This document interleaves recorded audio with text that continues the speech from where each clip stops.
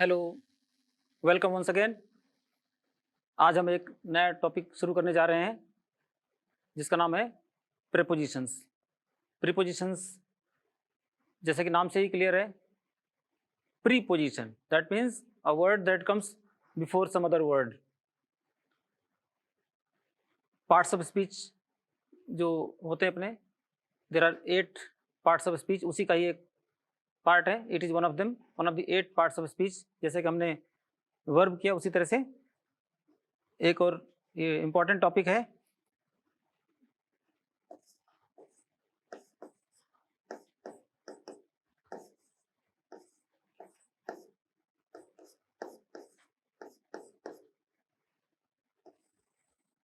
preposition. Generally, any word that is placed before a noun or pronoun to tell its relation with some other word in the same sentence is called preposition. तो हम कह सकते हैं कि preposition क्या है?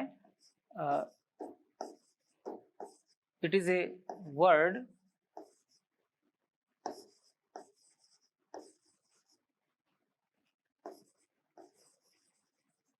placed before a noun or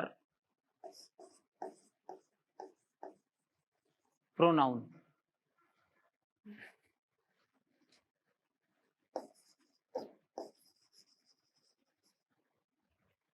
to show its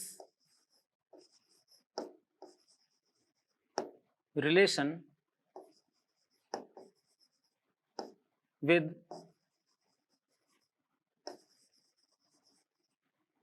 some other word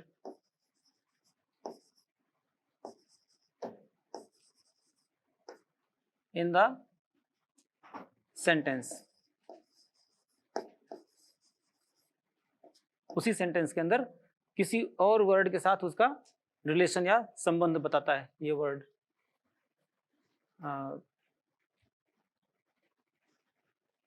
for example,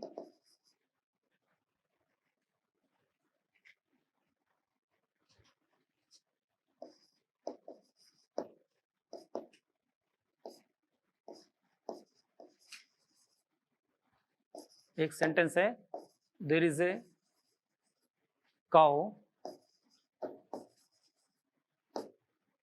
in the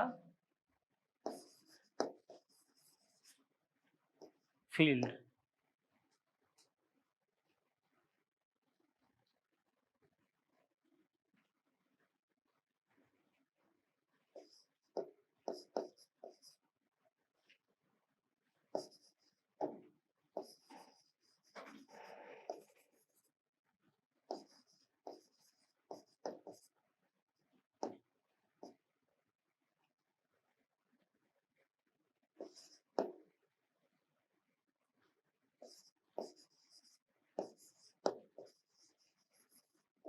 She jumped off the moving bus. तो ये 3 सेंटेंसेस हैं just for the sake of example. अब देखते हैं इसमें प्रीपोजिशन कहाँ है। As per the definition, a preposition is a word that is placed before a noun और प्रोनाउन। किसी नाउन या प्रोनाउन के पहले वर्ड आएगा और वो to show its relation with some other word in the sentence, उसी सेंटेंस के अंदर किसी अन्य शब्द के साथ उसका रिलेशन या उसका संबंध बताता है, उस शब्द को कहते हैं प्रीपोजिशन। उदाहरण के लिए पहला सेंटेंस है, there is a cow in the field. तो इसमें इन जो वर्ड है ये प्रीपोजिशन है and it is telling the relation of one word with the other word. वो दोनों वर्ड कौन से हैं? एक तरफ फील्ड है और दूसरी तरफ काऊ है, दोनों ही नाउन है। फील्ड भी नाउन है, काऊ भी नाउन है और बीच में इन आ रहा है, और इन जो है इन दोनों का रिलेशन बता रहा है कि गाय जो है कहाँ पर है, इन द फील्ड, वो फील्ड के अंदर, मैदान के अंदर है। तो ये जो वर्ड है इन, ये जो कि दोनों के बीच में रिलेशन बता रहा है, इसको कहते हैं प्रेपोजिशन। इसी तरह से दूसरा सेंटेंस है he is fond of music, इसके अंदर ऑफ ये रिलेशन बता रहा है किसके बीच में, एक तरफ म्यूजिक है जो कि नाउन है और दूसरी तरफ ये ही जो है ये प्रोनाउन है। तो प्रोनाउन और नाउन के बीच में रिलेशन बता रहा है और इसलिए ये प्रेपोजिशन है। इसी तरह से थर्ड सेंटेंस में she jumped of the moving बस, इसमें बस क्या है, नाउन है और ऑफ ये प्रेपोजिशन है। It is telling the relation between she, ये जो प्रोनाउन है इसका रिलेशन बता रहा है, therefore it is called preposition.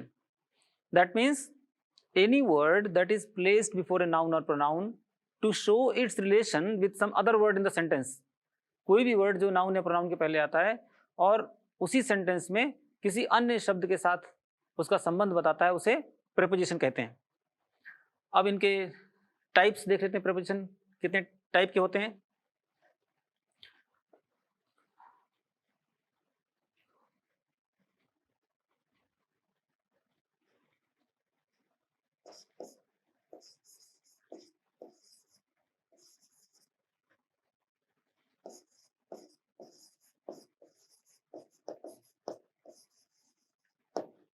Types of preposition,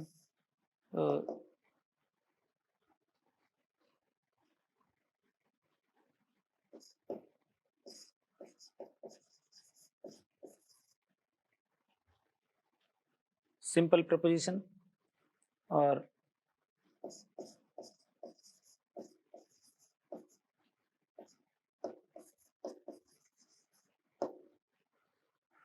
in fact there are 4 types of prepositions। इनको 4 भागों में बांटा गया है। पहला तो सिंपल प्रेपोजिशन से करके देखा, ये इन ऑफ वगैरह सिंपल प्रेपोजिशन की कैटेगरी में आते हैं। और दूसरा है compound, compound preposition.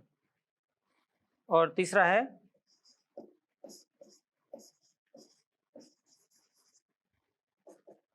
Phrase preposition. और चौथा है जो कि आईएनजी लगा के बनता है, and it is just like participle, present participle, therefore it is called participial, participial preposition. तो अब इनको देखते हैं एक एक करके। Simple prepositions, compound preposition, phrase preposition और पार्टिसिपियल प्रेपोजिशन। नंबर 1 है इसमें सिंपल।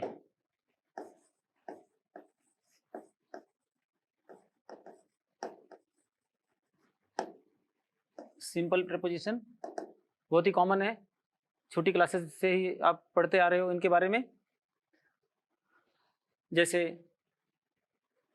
एग्जाम्पल दिया हुआ है, एट है, इन है और टू है, बाई है, ये सब क्या है, सिंपल प्रेपोजिशंस हैं। For example he lives at Jaipur in Rajasthan, इनका यूज क्या है, ये ध्यान देने वाली बात है। जैसे इस सेंटेंस, पहले सेंटेंस में एट और इन आ रहा है, तो वो किसी के बारे में बात हो रही है कि ही lives at Jaipur in Rajasthan, वह राजस्थान में जयपुर के अंदर रहता है। तो जब 2 प्लेसेस का नाम आ गया, एक जयपुर है, दूसरा राजस्थान है, एक छोटा है एक बड़ा है, तो जो छोटे वाला स्थान है उसके पहले एट और बड़े वाले के पहले इन लगेगा। ये इसमें ध्यान देने, दोनों बता क्या रहे हैं, प्लेस, एट और इन, ये दोनों ही प्लेस बता रहे हैं, लेकिन एक छोटा प्लेस बता रहा है और दूसरा बड़ा प्लेस बता रहा है। नेक्स्ट है I went to Delhi by train, इसमें टू प्रेपोजिशन है और बाई क्या है, ये मीडियम बता रहा है, मीन्स ऑफ ट्रांसपोर्ट। और टू भी सिंपल प्रेपोजिशन की कैटेगरी में आता है। और बाई भी। तो ये इसमें क्या बता रहे हैं, ये पहले वाला क्या बता रहा है, ये प्लेस बता रहा है, और दूसरा जो है ये है मीन्स बता रहा है, साधन। इसी तरह से एक और प्रीपोजिशन है जो कि सिंपल कैटेगरी में आता है, ये है फॉर, और ये भी है फॉर। थर्ड सेंटेंस के अंदर फॉर जो है प्रीपोजिशन 2 बार यूज हुआ है, लेकिन दोनों जगह पे उसका अलग अलग मीनिंग है। I bought a pen for ₹50 for my sister. इसमें फॉर का यूज किसी चीज की प्राइस को बताने के लिए, पेन की प्राइस बताने के लिए हो रहा है, तो for is use for telling price. Price भी बताता है, कीमत बताता है। और दूसरा उसका पर्पज क्या है, मतलब किसके लिए पेन खरीदा, वो उसका पर्पज क्या था वो भी बता रहा है। ठीक है, तो वर्ड एक ही है फॉर, लेकिन उसका यूज डिफरेंट है, और ये दोनों ही प्रीपोजिशन की कैटेगरी में आते हैं। इसी तरह से नेक्स्ट सेंटेंस है he came from Mumbai only today. From place बता रहा है, किसी जगह से अलग होना, किसी स्थान से अलग होना। तो सिंपल प्रीपोजिशंस में ये फ्रॉम भी आता है, he came from Mumbai only today. तो फ्रॉम क्या बता रहा है, से, कहाँ से, किसी जगह से अलग होते हैं, जब दूर जाते हैं तो उसके लिए फ्रॉम का यूज होता है। तो ये भी एक तरह से प्लेस ही बता रहा है, लेकिन इसमें क्या है, डिटैचमेंट है। प्लेस जो क्या शो कर रहा है, डिटैचमेंट, अलग होना, किसी चीज से, प्लेस से अलग होना शो कर रहा है। इस तरह से नेक्स्ट एग्जांपल है we go to office at 10 o'clock। इसमें 2 प्रीपोजिशन आ रहे हैं सिंपल, एक टू है, दूसरा एट है। तो पहले वाला टू हम देख ही चुके हैं, प्लेस बता रहा है, और दूसरा जो एट है, एट इसमें टाइम बता रहा है, और दूसरे वाला टाइम। टाइम के लिए, जब ओ क्लॉक टाइम होता है उसको शो करने के लिए एट का प्रयोग किया जाता है। कहीं भी जब ओ क्लॉक टाइम हमें शो करना हो तो एट का यूज करते हैं। इसी तरह से नेक्स्ट एग्जांपल है the exam will be held on Monday. Days से पहले, कोई भी डे हो, out of the 7 days of the week, कोई भी डे हो उसके पहले ऑन का यूज होगा। तो डे से पहले ऑन यूज किया जाता है, और टाइम से पहले एट का यूज होता है, और इसी तरह से ईयर, वर्ष, ईयर से पहले इन का प्रयोग करते हैं। जैसे 7th एग्जांपल है इंडिया बिकेम फ्री इन 1947। अब इसमें इन क्या है, ये ईयर शो कर रहा है, वर्ष। तो टाइम के लिए एट, डे के लिए, दिन के लिए ऑन, और ईयर, वर्ष के लिए इनका प्रयोग किया जाता है। लेकिन हमेशा नहीं, इसका मतलब ये नहीं कि हर जगह इन जो है वर्ष ही शो करेगा, और भी कई चीजें शो करता है, लेकिन ईयर के लिए तो करता ही है इन। नेक्स्ट एग्जांपल है we are sitting in the room. हम रूम के अंदर बैठे हैं, तो किसी चीज के इन साइड है, अंदर है, तो उसके लिए भी इन का प्रयोग होता है। और ये भी एक तरह से प्लेस ही हुआ, प्लेस बता रहा है, तो इन जो है प्लेस ही बताता है, हमारी प्लेस और पोजीशन को बता रहा है। नेक्स्ट है the cat jumped into the water. अब इन और इनटू, ये ध्यान देने वाली बात है कि कहाँ पर यूज करते हैं।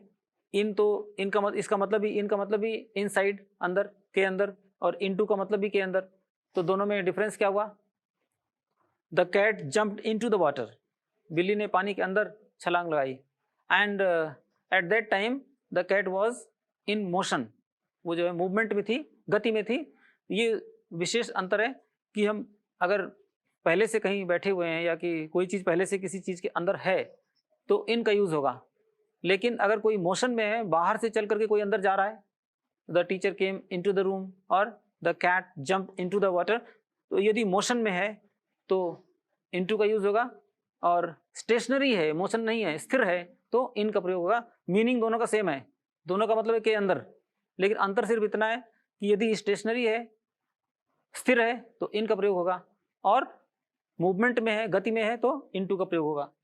तो ये जो है क्या बता रहा है, मोशन, गति में है। इसी तरह से नेक्स्ट है she jumped of the moving बस। इसमें ऑफ जो है ये भी सेपरेट होना, डिटैचमेंट शो करता है, जैसे फ्रॉम जो है डिटैचमेंट शो करता है, उसी तरह से ये भी डिटैचमेंट शो कर रहा है, अलग होना।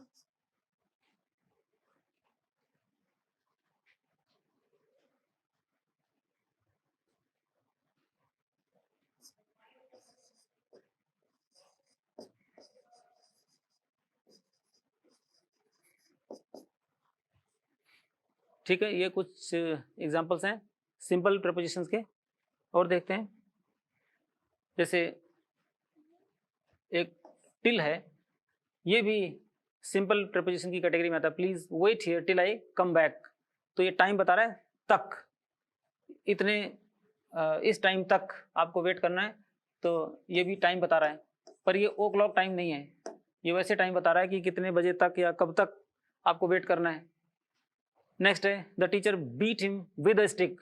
इसमें विद जो है ये प्रीपोजिशन है, और दो चीज़ों के बीच में रिलेशन बता रहा है। एक तरफ स्टिक है नाउन, और दूसरी तरफ टीचर है। इन दोनों के बीच में क्या रिलेशन है, यहाँ पर इस सेंटेंस के अंदर विद जो है वो the teacher beat him with a stick, teacher ने उसे स्टिक से पीटा, डंडे से पीटा। तो इंस्ट्रूमेंट है, कोई भी इंस्ट्रूमेंट जिसकी सहायता से हम कोई काम करते हैं, उसके लिए विद का यूज होता है। जैसे we write with a pen, हम पेन की सहायता से लिखते हैं, किसी चीज़ की सहायता से अगर हम कोई काम करते हैं तो उसके लिए विद का यूज होता है। उसके बाद नेक्स्ट है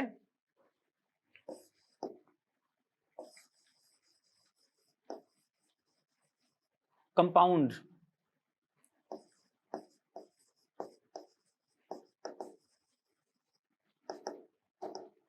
कंपाउंड प्रीपोजिशन,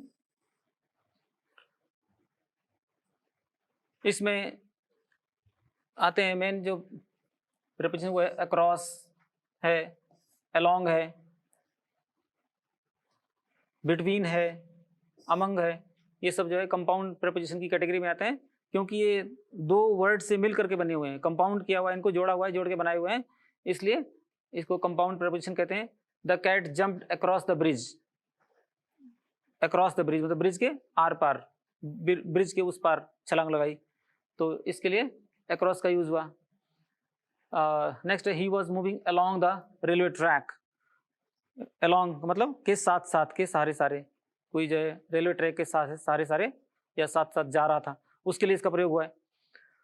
तो अक्रॉस जो है कंपाउंड प्रीपोजिशन हुआ, अलोंग जो है ये भी कंपाउंड प्रीपोजिशन है। और the old man divided the property between his two sons. Old man ने अपनी प्रॉपर्टी अपने दोनों बेटों के बीच बांट दी। तो चूंकि दो ही हैं बेटे, इसलिए बिटवीन का यूज हुआ है। अगर दो से ज्यादा होते तो बिटवीन का प्रयोग नहीं हो सकता था। Between is always used for two persons और थिंग्स। दो व्यक्तियों या दो वस्तुओं के लिए बिटवीन का यूज होता है, ठीक है। और दो से अगर ज्यादा है तो अमंग का यूज होता है। ये इसमें बेसिक डिफरेंस है। ये फॉर टू, और इसमें क्या है,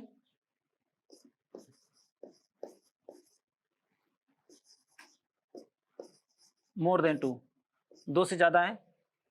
हाँ, तो मैं आपको बता रहा था between is used for two persons और things and among is used for more than to.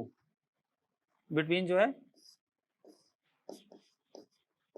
जब दो चीजें हों, दो व्यक्ति या दो वस्तु तो आता है, और अमंग जो है ये इसका यूज तभी होता है जब दो से अधिक हो, दो से ज़्यादा हो तो इसका यूज होता है अमंग का। The teacher distributed the sweets among the students, इसका मतलब स्टूडेंट्स दो से ज़्यादा थे, पूरी क्लास को टीचर ने स्वीट्स बांट दी। नेक्स्ट है the earth moves around the sun. Around ये भी कंपाउंड प्रीपोजिशन है, इसका मतलब है कि चारों ओर, पृथ्वी सूर्य के चारों ओर चक्कर लगाती है, तो के चारों ओर की जब बात करनी है तो इसके लिए अराउंड आएगा। नेक्स्ट है I was sitting beside my friend. Beside मतलब के बगल में, मैं अपने फ्रेंड के बगल में बैठा हुआ था। जब इस तरह की बात आए तो बिसाइड का यूज करना चाहिए। और इससे मिलता जुलता एक और है बिसाइड्स, इसमें कंफ्यूज मत होना, बिसाइड का मतलब तो बगल में होता है और बिसाइड्स का मतलब होता है के अलावा, इन एडिशन टू। तो besides clothes I also gave some money to the beggar, मैंने बेगर को कपड़ों के अलावा कुछ पैसे भी दिए। तो बिसाइड्स का मतलब इन एडिशन टू, या इसके अतिरिक्त, इसके अलावा, और बिना एस का जो है ये बिसाइड, बिसाइड का मतलब के बगल में। तो ये कुछ कंपाउंड प्रीपोजिशंस हैं। The remaining part we shall do in the next lecture. Thank you.